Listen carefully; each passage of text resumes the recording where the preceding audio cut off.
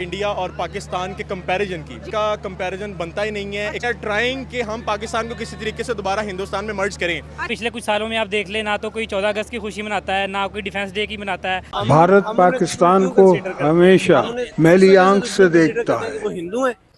हमारी बड़ी वजह पाकिस्तान बनाने की हिंदू मुस्लिम फसादात थे। अब चाइना मौलाना की नस्ल में से है। हाँ, ये भी एक सवाल है। मैं तो पहले मुसलमान, उसके बाद पाकिस्तानी। अच्छा, ठीक है, कौमियत तो बाद में आती है। इंडिया या अमेरिका है, हमें पहले खुद इंडिविजुअल एज अ ग्रुप उसको ठीक करना चाहिए। हर जगह पे उनकी चेंजिंग्स आती हैं, लेकिन यूनिटी फिर भी है। दोस्तों, पाकिस्तान के हालातों के बारे में तो पूरी दुनिया को पता है। बीएलए जिस तरीके से ठोक रही है और भी बहुत सारी प्रॉब्लम पाकिस्तान के अंदर तो चल ही रही हैं, लेकिन पाकिस्तानियों के अंदर जो डर है ना, वो डर उस अज्ञात आदमी का है जो भारत के दुश्मनों को चुन चुनकर पाकिस्तान के अंदर मार रहा है। और दोस्तों, डर इस लेवल तक बढ़ चुका है कि पिछले दिनों 23 मार्च को पाकिस्तानियों ने पाकिस्तान डे मनाया, और पाकिस्तान डे में इनका जो प्रेसिडेंट था उसने जो स्पीच दी उसमें बताया कि भाई कैसे इंडिया हमारे अंदर घुस चुका है, कैसे चुन चुनकर आदमियों को मार रहा है। जबकि भाई इंडिया वालों ने ना कुछ ऐसा क्लेम किया है और ना कोई मतलब ऐसा सबूत है कि इन सब के पीछे इंडिया है, इंडिया करवा रहा है। लेकिन पाकिस्तानियों को एक बहाना चाहिए होता है रोना रो धोना करने के लिए, भीख मांगने के लिए, तो वो पकड़ लेते हैं इंडिया को। और वही चीज दोस्तों यहाँ पर देखने को मिल रही है कि डर इतने बड़े लेवल तक जा चुका है कि भाई जो नेशनल डे है, पाकिस्तान डे है, उसके दिन भाई वो डर बता रहे हैं कि किस तरीके से इंडिया हमको मार रहा है, हमको बचाओ। तो चलिए पाकिस्तानी पब्लिक की तरफ चलते हैं,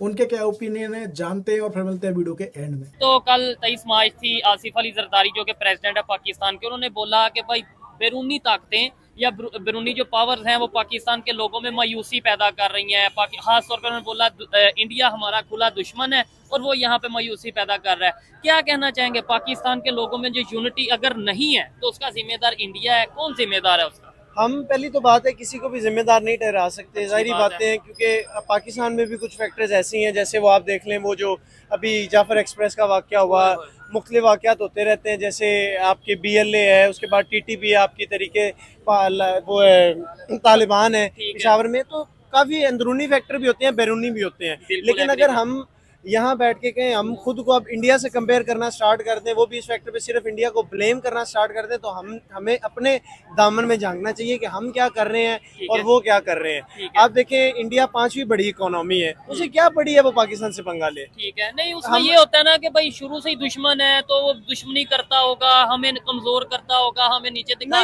मतलब जो हमें बताया जाता है, नैरेटिव समझाया जाता है, उसको जरूरत नहीं है ना। मैं आपको यही बता रहा हूँ, उसको जरूरत ही नहीं है हमें कमजोर साबित करने की। वो एक्चुअली में हमें कमजोर साबित कर चुके हैं। हमारे हाथ में क्या है? नहीं, हमारे हाथ में जज्बा नहीं है, हमारे हाथ में मतलब अदारे नहीं है। हमारे हाथ में सब कुछ था, लेकिन अब यूनिटी नहीं ना रही। जैसे हमने शुरू में बात की, यूनिटी होनी चाहिए। अगर आप देखें, हम अगर है, हमारे टोटल 4 सूबे हैं, इंडिया है 26 स्टेट्स, तो 27 स्टेट्स, और कुछ उनके वो भी दिल्ली वगैरह भी हैं, कुछ फैक्टर्स उनके वो भी हैं। तो अगर आप वो देखें तो हर जगह पे उनकी चेंजिंग्स आती हैं, लेकिन यूनिटी फिर भी है। इंडिया में इतनी जो कह लें मुस्लिम हिंदू फसादात होते रहते हैं, वो चीज अलग है, वो इलेक्शन के पास होते रहते हैं। लेकिन अगर आप ये देखें कि यूनिटी नहीं है, यूनिटी है उनमें। लेकिन हम अपने मुल्क के लिए क्या कर रहे हैं, हम अपने बलूची भाइयों के लिए क्या कर रहे हैं, हम अपने पख्तून भाइयों के लिए क्या कर रहे हैं, वो देखना चाहिए। हमें वो देखना चाहिए, लगा देना चाहिए। इंडिया है, अमेरिका है, दूसरे मुल्कों के इंटरेस्ट होते हैं दूसरे मुल्कों के साथ, इंटरनेशनल रिलेशंस है। लेकिन इस बात में हम ये नहीं कह सकते कि हमारी अगर यूनिटी नहीं है तो इसके वजह इंडिया या अमेरिका है। हमें पहले खुद इंडिविजुअल एज अ ग्रुप उसको ठीक करना चाहिए। अगर हम एक इंडिविजुअल अगर ठीक होंगे तो ऑटोमेटिकली हमारी प्रॉपर्ली हम एक अच्छा वर्क कर सकते हैं। अगर हम एक इंस्टीट्यूशन ले लें या कोई भी एक चीज़ ले लें, हमें पहले उसके अंदर घुस के उसको एक बेहतर करना चाहिए एज अ इंडिविजुअल। फिर अब जैसे हमारे आर्मी चीफ साहब माशाल्लाह, उन्होंने बहुत अच्छी एक बात की थी एक दिन इंटरव्यू में। उन्होंने ये बात की थी कि जब हम बात कर रहे होते हैं, हम ये नहीं देख रहे होते कि आप बलोची हैं, आप पख्तून हैं, आप पंजाबी हैं, हम कॉमरेड्स की तरह बात करते हैं। हम सिर्फ ये सोचते हैं हमारे लिए पाकिस्तानियत सबसे ऊपर है, और आज भी हमारे लिए भी पाकिस्तानियत सबसे ऊपर है।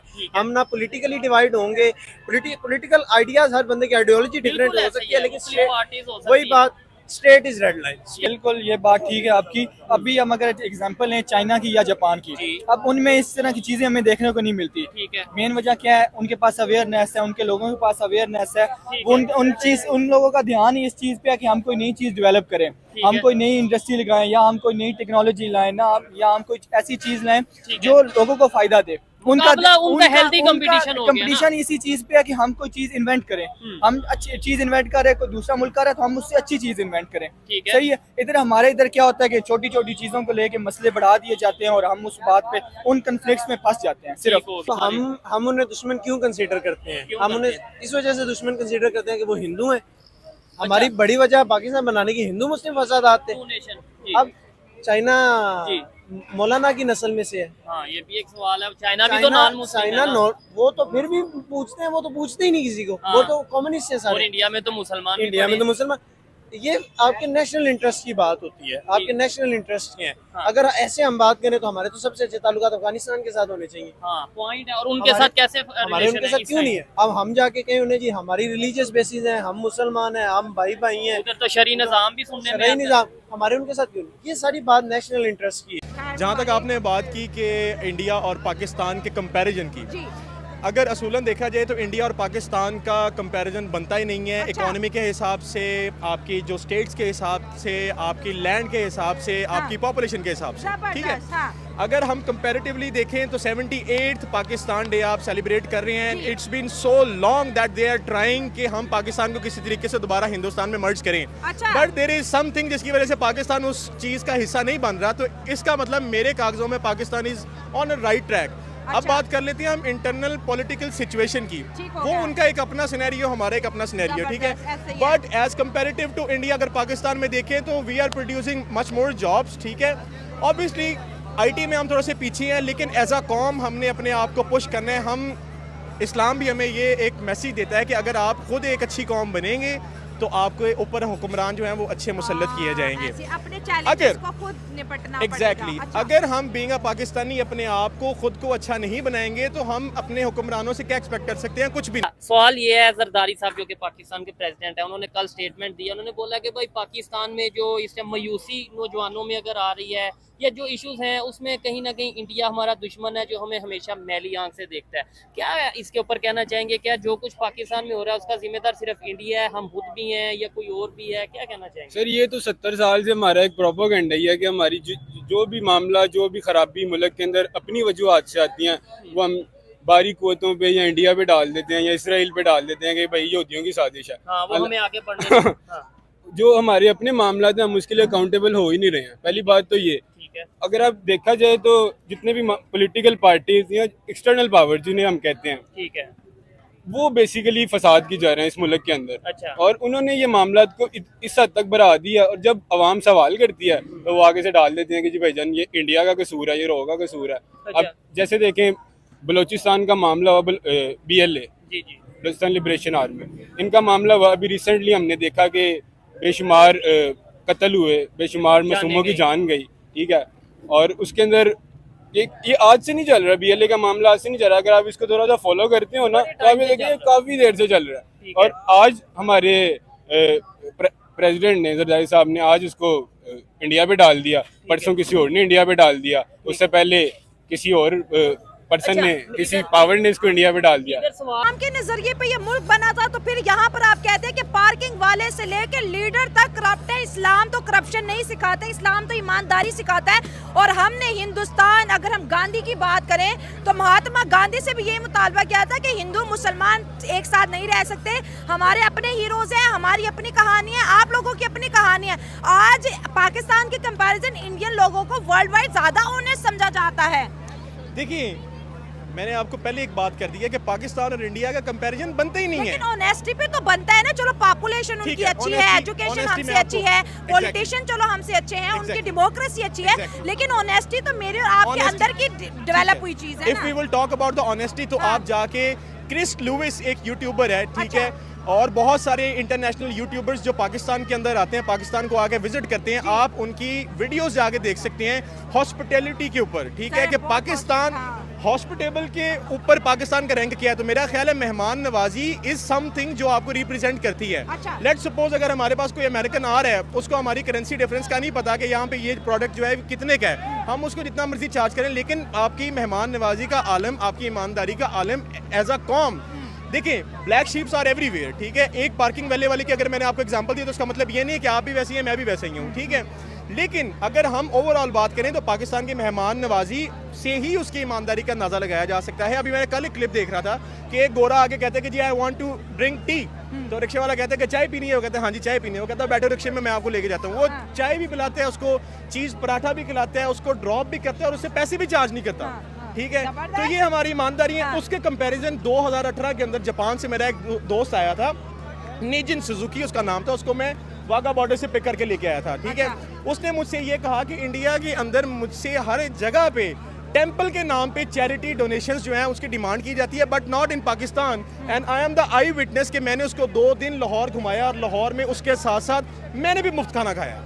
बहुत से सिंधी भी कहते हैं पाकिस्तानी है, बहुत से आप कश्मीरी हैं, आप क्या कहते हैं पाकिस्तानी नहीं? भाई मैं तो पहले मुसलमान उसके बाद पाकिस्तानी, अच्छा, ठीक है। ठीक है। कौमियत तो बाद में आती है, कौमियत का मामला तो कायदे ने खत्म कर दिया था। अच्छा। जब उसने कहा था कि कोई सिंधी, पंजाबी, बलोची या पख्तून नहीं है, हाँ। हम सब पाकिस्तानी है, हम मुसलमान। तो फिर सबसे पहले पाकिस्तानी को लाए ना आप अगर कह देंगे कि सबसे पहले मैं मुसलमान हूँ या कुछ ऐसा, कायदे आज़म ने तो कहा है ना कि कोई ना कोई सिंधी, ना कोई बलोच, ना कोई पश्तून, ना कोई कुछ, सब यहाँ पाकिस्तान में रहने वाले पाकिस्तानी है। तो आप भी यही कहना। तो सर अगर कायदे आज़म है तो दूसरी तरफ इकबाल भी ये कह रहा है कि कौमियत परस्ती ही सबसे बड़ा नसूत है, ठीक है, वही सबसे बड़ा बुत है, हमने उसे सबसे पहले तोड़ना है, उसके बाद हमने आगे निकलना है। हाँ, वतन से मोहब्बत हमारा जो है ईमान है, नबी पाक सल्लल्लाहु अलैहि वसल्लम की हदीस है इसके ऊपर कि जी मक्का मुझे तो सारी दुनिया से ज्यादा अजीज है, लेकिन किसके लिए छोड़ा? हाँ। दीन के लिए, ठीक है। तो पहले हम मुसलमान हैं, ये तो एक लंबी डिबेट है ना, दूसरी डिबेट है, उसके बाद हम नहीं इसकी तरफ मैं थोड़ा सा कहूँगा। टॉपिक ही है कि यूनिटी क्यों नहीं, क्या वजह है? कोई कह रहा है मैं पश्तून हूँ, कोई कह रहा है मैं पंजाबी हूँ, कोई कह रहा है मैं सिंधी हूँ,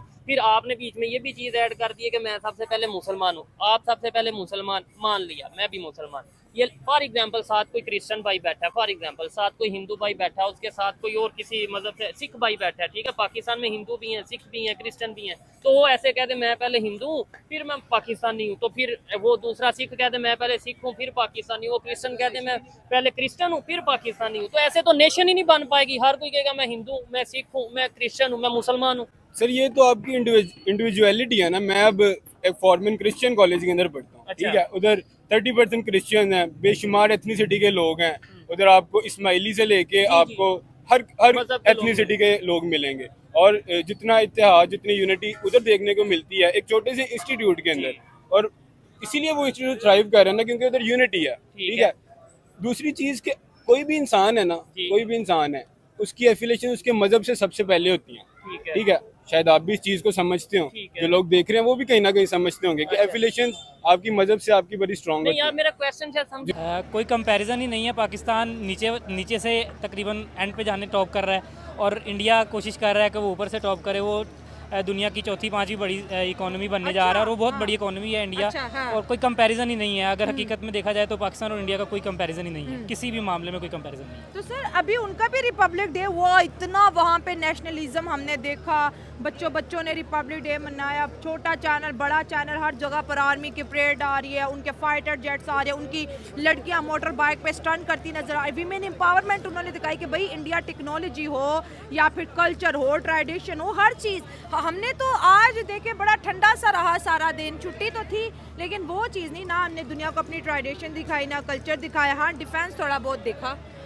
लास्ट 20-25 सालों में जो है ना सिचुएशन 180 डिग्री पे रोटेट हुई है। पाकिस्तान बड़ी अच्छी सिचुएशन में था पहले, आज से 20-25 साल पहले, और इंडिया की इकोनॉमी बहुत बुरी थी। अच्छा। अभी लेकिन पिछले 20-25 सालों में, स्पेशली पिछले 15-20 सालों में, जब से स्पेशली इंडिया में जब से मोदी आया, मोदी ने बेशक वो हमारे लिए, हमें वो अच्छा नहीं लगता, लेकिन इंडियन गवर्नमेंट, इंडियन लोगों के लिए, इंडियन पब्लिक के लिए वो बहुत अच्छा लीडर है उनके लिए, ठीक है। मोदी ने इंडिया के लिए बहुत कुछ किया है। उसके अलावा इंडिया बहुत बड़ी इकोनॉमी है, उसका बड़ा इम्पैक्ट पड़ता है। उनकी आबादी का भी एक बहुत बड़ा इम्पैक्ट है, सारी दुनिया उधर इन्वेस्ट करना चाहती है, तो वो बहुत ज़्यादा डिफरेंस है, कोई कंपैरिजन नहीं है पाकिस्तान और इंडिया। जिगरे का लाइक कैसे? हाँ, लाइक उनमें इतना वो पानी नहीं है पहले, फर्स्ट ऑफ ऑल ना। अच्छा, बात करें ना कि अगर पाकिस्तान आर्मी की तो अच्छा। इख्तलाफात होंगे, लेकिन पाकिस्तान आर्मी जो है नंबर 1 है। अच्छा। क्यों है कि जिस तरह हमारे जो मुल्क के मुहाफिज हैं बॉर्डर पे खड़े होकर अपने मुल्क की हिफाजत करे हैं। बात करें इंडिया की, आए हैं पाकिस्तान, एक आया था इट वाज फैंटास्टिक। अच्छा। हर बंदा उसके बारे में जानता है। हाँ। तो जवाब ही नहीं बनता, ये सवाल ही नहीं बनता कि भाई पाकिस्तान और इंडिया की आर्मी का कोई है ठीक है कंपेटिटिव। सर, जब आप अभिनंदन को कोट करते हैं तो मेरी ऑडियंस इंडिया से बहुत ज़्यादा मेरे चैनल को देखती है और बड़ा हमें प्यार भी करते हैं, पाकिस्तान की राय को अप्रिशिएट भी करते हैं, सुनते हैं। वो कहते हैं आपको एक अभिनंदन आज तक नहीं भूला, तो 1971 में 93,000 फिर कौन थे? 93,000 कौन थे वो अलग चीज़ है, बिल्कुल कह सकते हैं ना सर, वो अगर भी for तो काउंटर example करते हैं ना कह अपनी सकते हैं। अब जगह, देखें हाँ। पाकिस्तानी आर्मी पे अब 1971 की बात करें तो पाकिस्तान को शिकस्त हुई थी, जी। ठीक है। अब उस पे इंडिया ने मूवी बना दी है, हम लोग वो पाकिस्तान के अंदर आ रहे हैं, ठीक है। आए तो सही, सियालकोट के अंदर जो हुआ था आए तो उसके बाद क्या हुआ, उसके अंदर भी उन्होंने अपने आप को डिफेंड किया। यहाँ पे तो- कारगिल होगी, फिर कहते हैं कारगिल होगी, फिर तुम लोग कारगिल में भी अपने फौजियों को नहीं मान रहे थे। ये सनी देओल नहीं है पाकिस्तान में, अच्छा। कोई पाकिस्तान में सारी रियलिटी बेस पे है। अच्छा। ये 2.5 किलो का हाथ हम दिखाने में नहीं है, अच्छा। हम लोग हमारा अपना 2.5 किलो का हाथ है। अच्छा। बात बहुत ज़्यादा बुलंद होते हैं वो, अच्छा। उनको किसी चीज़ का खौफ नहीं होता। आपने कहा जज्बा है, ईमान का जज्बा डेफिनेटली होता है, हर सिपाही के अंदर होता है। शहादत का एक अलग ही कहते हैं ना, वो एक हर सिपाही का ख्वाब होता है। लेकिन सर आजकल जंगे जज्बे से तो नहीं लड़ी जा रही, टेक्नोलॉजी से है, फाइटर जेट्स हैं, ड्रोन्स हैं, फिर न्यूक्लियर वेपन्स हैं, न्यूक्लियर मिसाइल हैं, जो कि सारी वॉर बटन्स की है। तो फिर जज्बा कहाँ पर आएगा? देखें, आप में जज्बा होगा तो आप वो बटन दबाएंगे ना, वे बगैर जज्बे के आप कैसे वो बटन दबाएंगे? बस वैसे जज्बात तो होंगे तो आपके, तो आप जज्बे के कहेंगे लिए मैं मार अच्छा, दूंगा बटन अगले को। दबाने के लिए टेक्नोलॉजी भी तो चाहिए ना। टेक्नोलॉजी तहरी बात है, पाकिस्तान एटमी ताकत है, अच्छा। ठीक है, एटॉमिक बॉम्ब है पाकिस्तान हाँ। के पास, तो डेफिनेटली कोई हमसे कभी पंगा नहीं लेता। अच्छा। और इंडियन आर्मी की क्या बात करेंगे, क्योंकि दोनों आर्मीज के बीच 4 जंगें भी हो चुकी हैं। इंडियन आर्मी का मुझे इतना कुछ पता नहीं है, हाँ। बाकी जाहिर बात है आर्मी तो उनकी भी है, हाँ। तो आई डोंट नो उनका क्या हाँ। सीन है। मुझे लेकिन तो अपनी हमारी पाकिस्तान आर्मी आर्मी का का इन्होंने पता है। बोला कि जज्बा है, ईमान का जज्बा है, जिसकी वजह से आप पसंद जी, करते और we love Pakistan future army. आपको क्या लगता है कि हम दोनों कंट्रीज के बीच एक नई वॉर हो सकती है, या फिर हम दोनों कंट्रीज के बीच कोई सियासी या बायलैटरल टॉक हो सकती है, ताकि जो है हम इस रीजन की प्रोस्पेरिटीज को देके यहाँ पर पीस को प्रमोट कर सकें? देखें, सिर्फ पाकिस्तान इंडिया के बीच एक ही मसला है, मसला है कश्मीर। ओके। अगर वो सॉल्व हो जाता है तो पीछे कोई बात नहीं कह ठीक है। जाती। कश्मीर का मसला सॉल्व होना चाहिए। दूसरी बात ये है कि हमें बैठ के बात करनी चाहिए। जैसे क्रिकेट है, इंडियन टीम क्रिकेट नहीं खेल रही है पाकिस्तान, जी। उनको चाहिए था कि वो यहाँ पे खेलने आए, जिससे ताल्लुकात मज़ीद बेहतर हों। तो जैसे पाकिस्तान टीम इंडिया गई T20 वर्ल्ड कप खेलने, उन्होंने हाइब्रिड मॉडल यूज़ किया, उनको ऐसा नहीं करना चाहिए था, उनको आगे यहाँ पे खेलना चाहिए था। और सेकेंडली जहाँ तक बात है पॉलिटिक्स की, माहौल ठंडा होना चाहिए, कोई इतना गर्म नहीं होना चाहिए। हमसाया मुल्क है वो, बहुत गर्मा गर्मी है ना बहुत पॉलिटिक्स ज़्यादा में। बहुत ज़्यादा। तो गाइस यहाँ पर होता है वीडियो एंड, और पाकिस्तानियों के रिएक्शन सुनकर आपको क्या लगा आप लोग कमेंट करके बताएं। आई होप कि आपने वीडियो एंजॉय किया होगा, और वीडियो को लाइक शेयर सब्सक्राइब भी कर देना। फिलहाल इस वीडियो में इतना ही दोस्तों, मिलते हैं किसी और वीडियो में, तब तक के लिए जय श्री राम।